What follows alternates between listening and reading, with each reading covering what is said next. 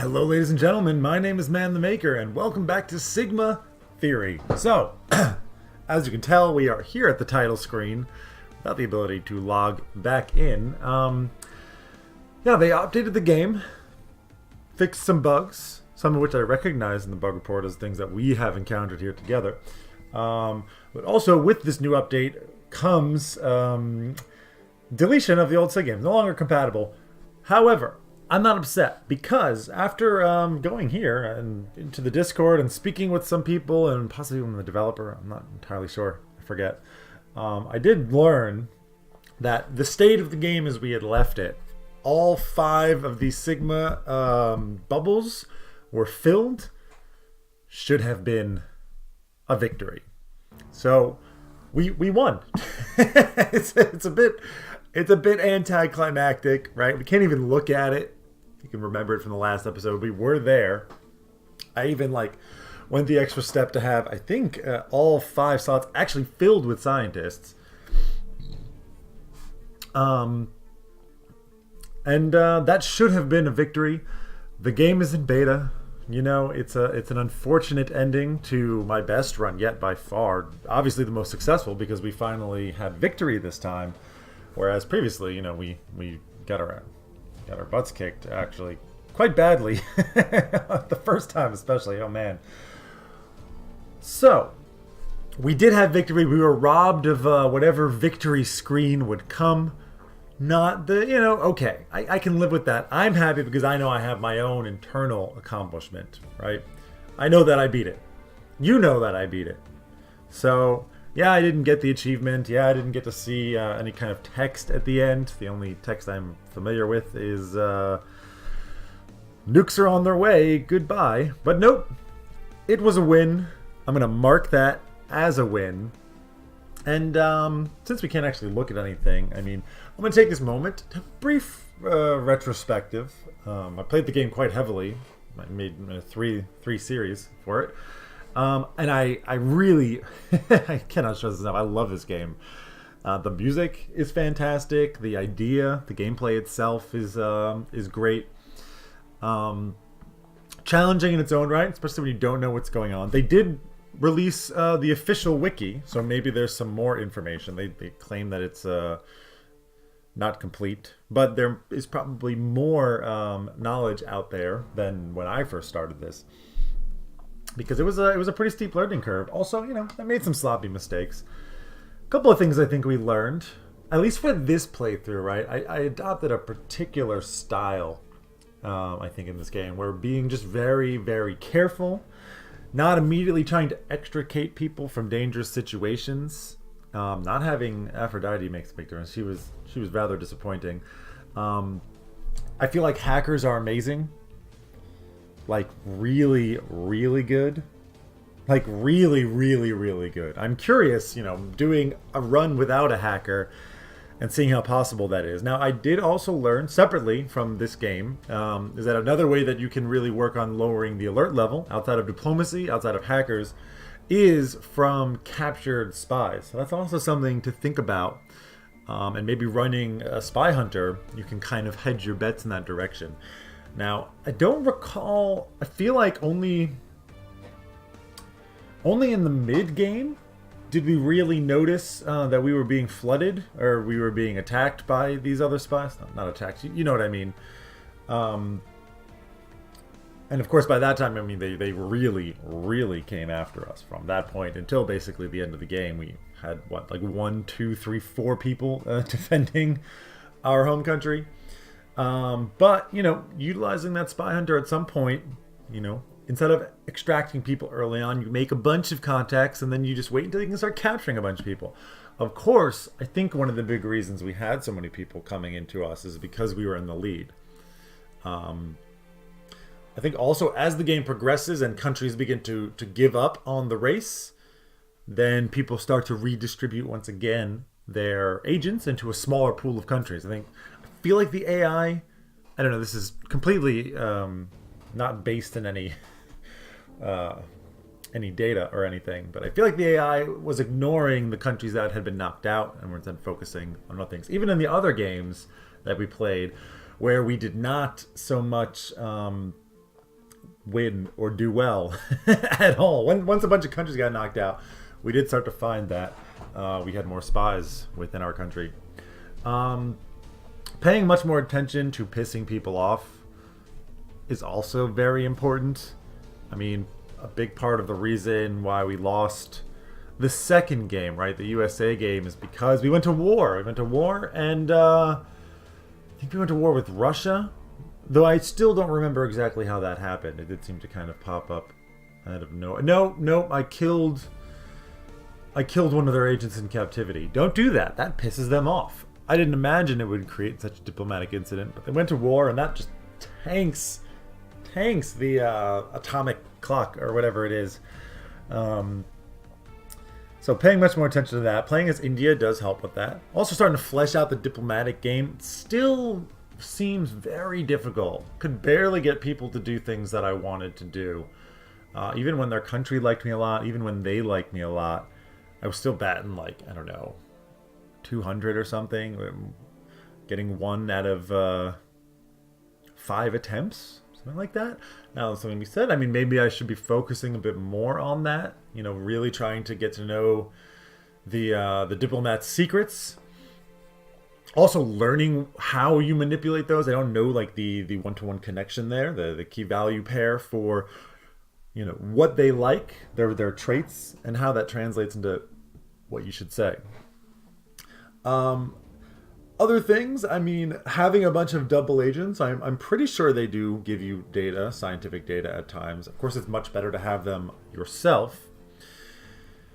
But, you know, it's about patience. I think one thing I'm going to do about this whole patience thing is, instead of being so patient, like, I want to try a run where our exfiltrators don't rely on having incredibly low or no alert level, and instead we kind of like go in with the guns blazing a little bit. It's risky. I don't know how it's going to work, but I'm interested in trying to like explore just like being more aggressive, right? Being more violent, I suppose, is really what, because I really have not used the violent exfiltration very much. It's something I'd like to try, you know?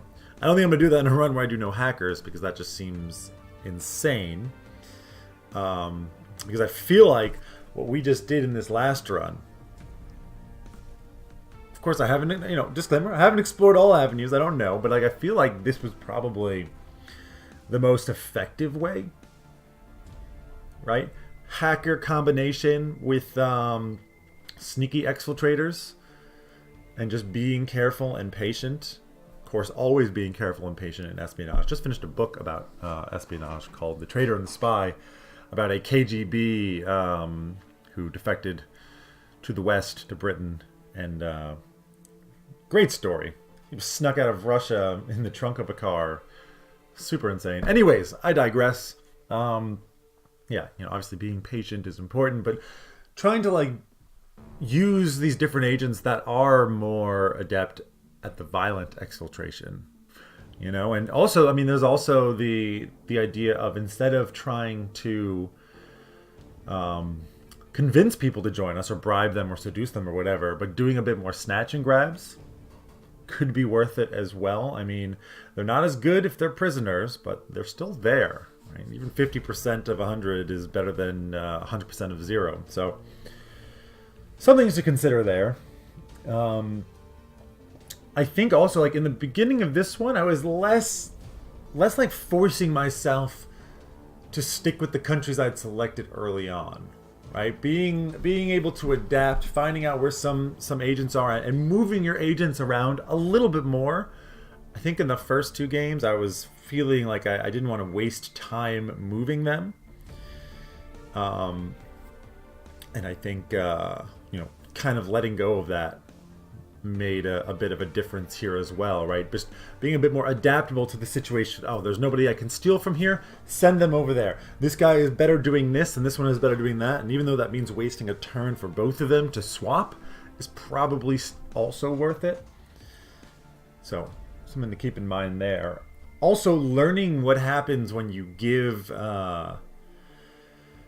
what happens when you interact with the different groups in the game. Like, in this game, there was a point when we had 11 on the nuclear clock, don't remember the actual in-game name for that. We had 11 on the nuclear clock, sailing towards victory, and I gave some technology, I think, to one of the corporations. And doing that gave us -10 on the clock, damn near losing the game when we were so close to victory. You gotta be careful. Having that kind of knowledge is probably pretty important. I still don't have it. Like, I don't remember which group that was.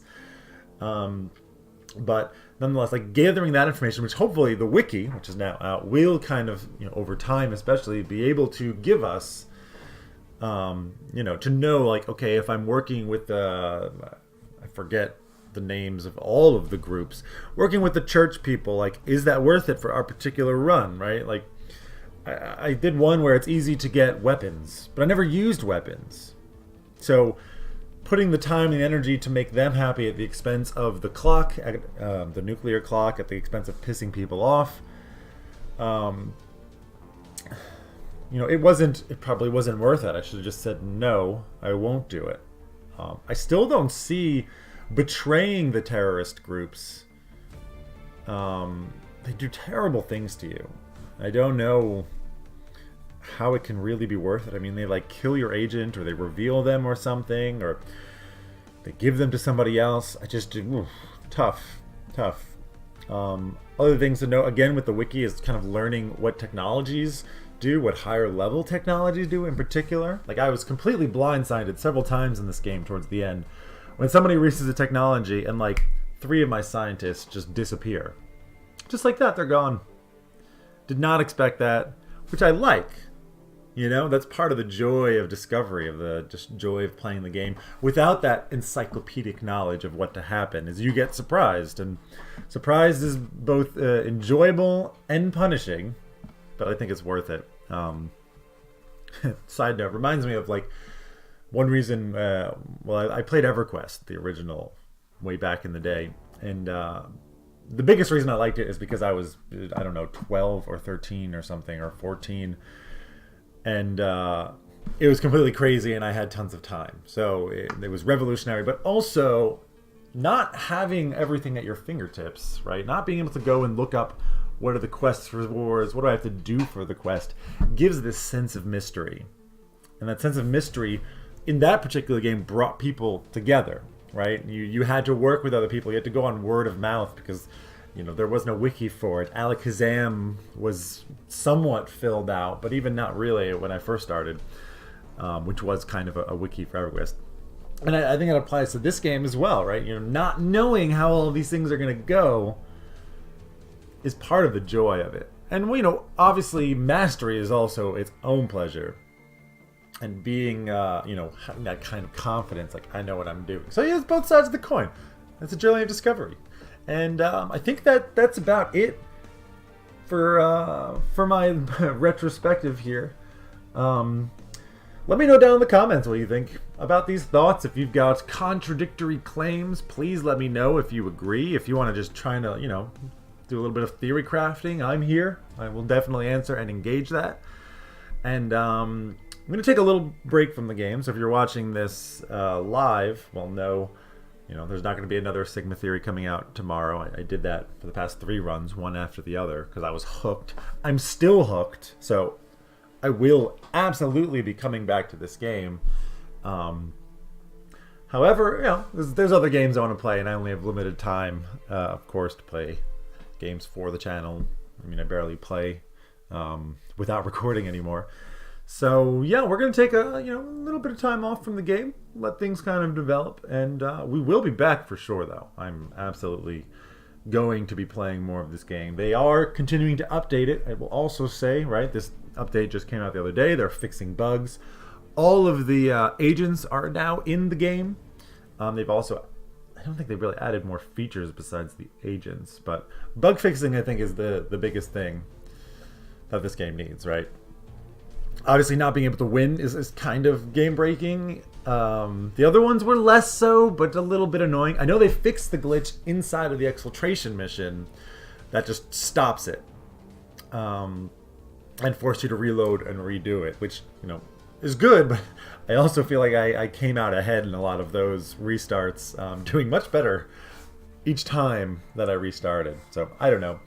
And yeah, you know, if you guys like this game, like I said, I'm not even gonna ask for likes if you want to see more of it, because I'm just telling you right now you're gonna see more of it. But I do always appreciate all of your bog standard YouTube things, you know, especially right now, like I had already asked. You got things to say about what I just talked about, the game in general, please do drop it down below. And if you came here for this channel, you made it all the way through. I mean, I've got lots and lots of other videos, so for all kinds of different games, do check that out. You know, 2 videos a day, every day. So yeah, I hope you guys enjoyed this little bit of, as I said, retrospective, kind of going back over the game, thoughts and such. And hope to see you guys again. Until then, my name is Man the Maker. Take care, everybody. Have a wonderful day.